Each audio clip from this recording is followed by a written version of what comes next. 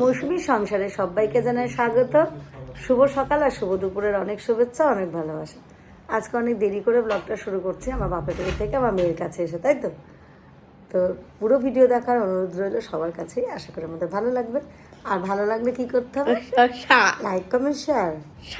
তো চলো সবাইকে টাটা দিয়ে দাও। আপনারা এটা দেখছেন কিন্তু বুধবারের ব্লগ।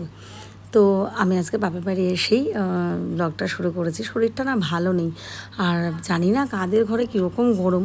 আমাদের বাড়িতে না প্রচণ্ড গরম, মানে না টিনের ঘরে থাকতে পারছি না ওই ঘরে থাকতে পারছি। তো কোনো কারণে যাই শরীর খারাপ, পেট খারাপ, মাথা ব্যথা ওরকম কিছু নয়, কিন্তু এই যে আজকে ভয়েস দিচ্ছি কিন্তু এটা বৃহস্পতিবার, এখনও কিন্তু আমার শরীরটা কেমন ঝিমানো লাগছে, ভালো লাগছে না, কিন্তু এমনি কোনো সমস্যা নেই। তো যাই হোক, আমাদের খাওয়া দাওয়া সব কিছু হয়ে গেছে, এখন আমরা এই ঘরে এসে গেছি।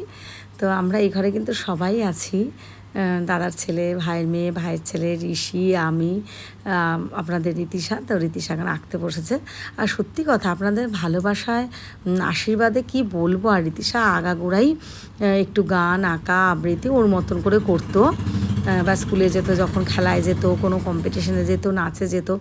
কিন্তু কি এই যে আপনাদের মানে ভালোবাসা আশীর্বাদে না ও এত উৎসাহ পায়, কালকে নিজে নিজে আঁকা টাকা নিয়ে, মা আয় আঁকা আঁকবো, মা আয়, মানে এইভাবে টেনে টেনে নিয়ে যাচ্ছে। তো ওর এক দাদা আবদার করেছিল যে বোনু একটা তাল আঁকার কথা, তার আবদারেই কিন্তু এই তালটা আঁকা হয়েছে।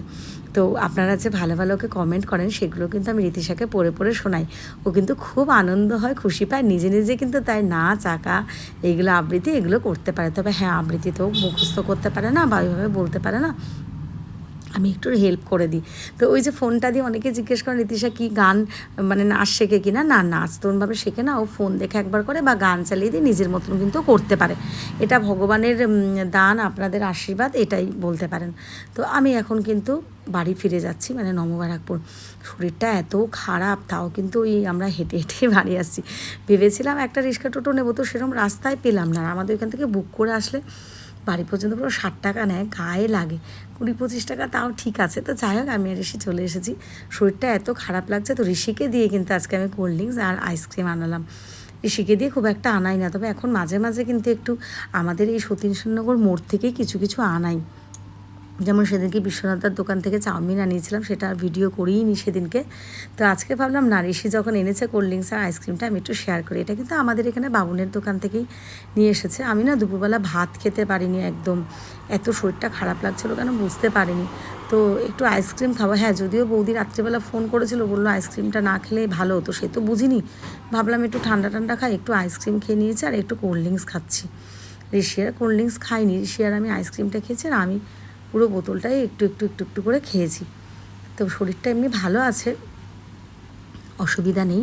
তো এখন আমি কোল্ড ড্রিঙ্কসটা খেয়ে নেবো বসে বসে, তারপরে কিন্তু পুরো শুয়েই কাটিয়েছি। সেরকমভাবে কিন্তু গতকালকে ফেসবুকেও অ্যাক্টিভ থাকিনি, আপনারা দেখেইছেন। আমি রিলও বেশি দিইনি বা ছবি কারো কমেন্টেও মানে কারো পোস্টও দেখতে পারিনি, নিজের পোস্টেরও একটু যে রিপ্লাই দেবো সেগুলো দিতে পারিনি। তো আমি দুঃখিত। আজকে আপনাদের রীতিশা, আজকে তো শুক্রবার, আপনাদের রীতিশা কিন্তু সকাল সকাল এসে গেছে। এখন কিন্তু রীতিশা এসে গেছে, ওই ঘরে রয়েছে, আমি এই ঘরে রয়েছি। তো রাত্রিবেলা কিন্তু ঋষি আজকে একটুখানি ভাত, মানে ভাতটা ফ্রিজে ছিল, ডিম দিয়ে গোলমরিচের গুঁড়ো দিয়ে অল্প একটু তেল আর হলুদ দিয়ে অল্প একটু ভাজছে, মানে দুজনেই একদম একমুট করেই খাবো আর কি। তো আমি একটু ক্যামেরা করে নিলাম, কারণ আমার লম্বা স্ট্যান্ড নেই, কিন্তু এটা মিস করলাম না যে ঋষি দেখো আজকে একটু করছে, সেটা আপনাদের সাথে শেয়ার করব বলে।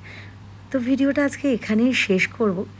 সবাইকে জানাই শুভরাত্রি, সবাই ভালো থাকবেন, সুস্থ থাকবেন, আমাদের পাশে থাকবেন।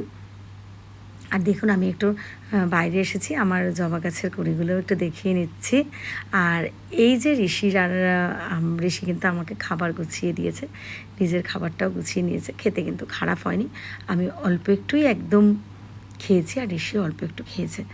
তো আমরা এখন শোয়ার পালা, ঋষি বিছানা টিছানা গুছাচ্ছে, আমিও এদিকে একটু চোখে মুখে জল দিয়ে একটু ফ্রেশ হচ্ছি। তো আমরা শুয়ে পড়লাম। আবারও বলছি শুভরাত্রি।